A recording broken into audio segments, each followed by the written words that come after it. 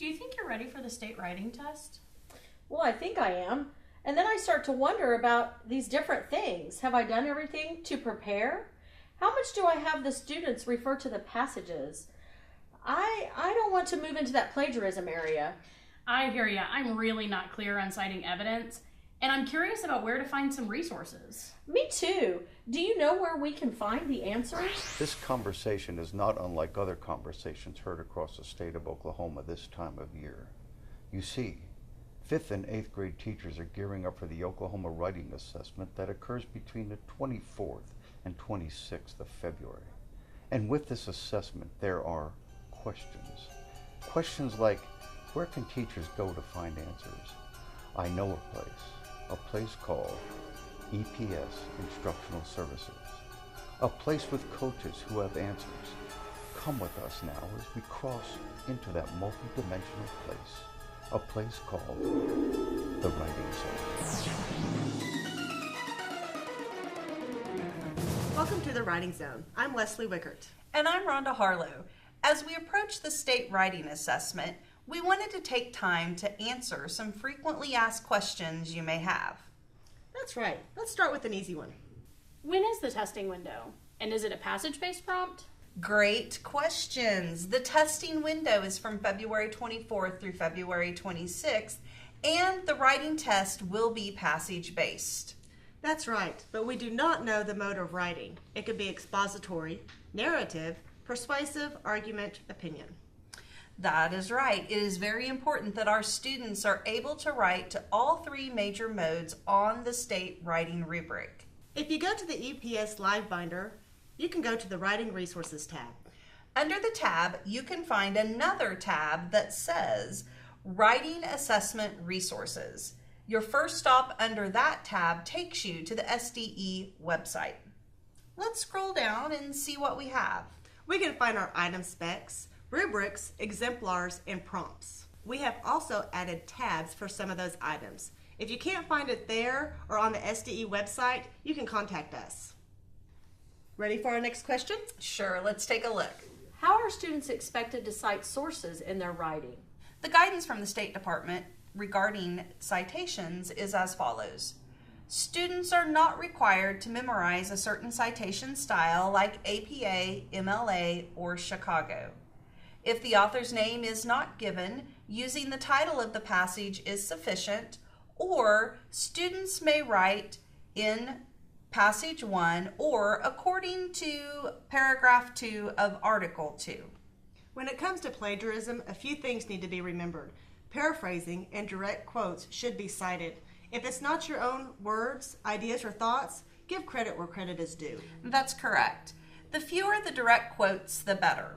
Also, please remind your students that the passages are there to support their original thoughts and ideas, not the other way around. Ready for our next question? Sure. How is student writing scored? A rubric is used which you can find on LiveBinder or at the State Department website, which is also linked on LiveBinder.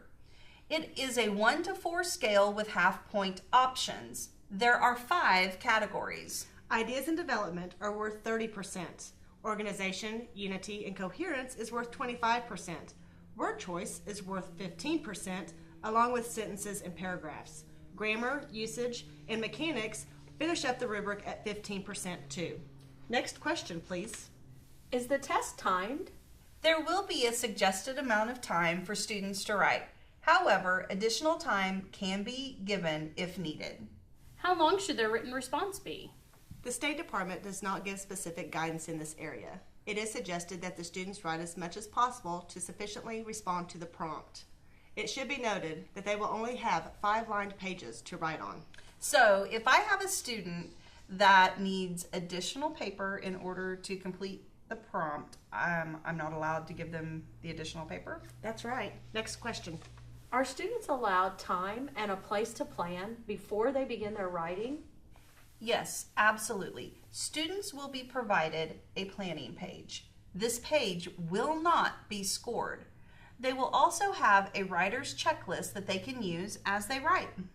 So what happens if a student accidentally writes on the planning page? Well, it won't be counted. Only what has been written on the 5-lined pages will be scored by the rubric. Ready for the next question? Yes, we are. Are students allowed to use highlighters on the writing assessment? A highlighter may be used, but it can only be used in the passages. Students cannot highlight their written responses. So a highlighter can be used? Yes, a highlighter can be used, but it must be ink-based marker and cannot be graphite. Sounds good. Ready for our next question. Here we go. If I have an ELL or an IEP student, can I read the passage aloud to them? And are they allowed to test in a small group setting? In order to answer that question, you would need to know the specific accommodation for the ELL or IEP student. I would get with your counselor to get a list of those accommodations for your ELL or IEP student if you're unsure. Great answer. It's always important with our ELL and IEP students to check with the counselor first. I agree. Next question. What about an ELL student that's considered first year exempt? Do they have to take the writing test? No, an ELL first year exempt student is exempt from the writing test. Easy enough. Next question. I heard that my students were going to have to take 2 writing tests this year. Is that true? Every student in the state of Oklahoma will be taking an operational test and a field test. So yes, your students will be taking 2 tests. Now please listen carefully. We will not know which test is the field test and which test is the operational test. So it is vital that your students make up both tests if they are absent. So you're telling me we don't know which is the field test and which is the operational test? That's correct. That's why it is very important that both tests are administered. So any more questions? No, I think we're good for now. We know our students and teachers are very well prepared for this writing assessment. Yes, they absolutely are.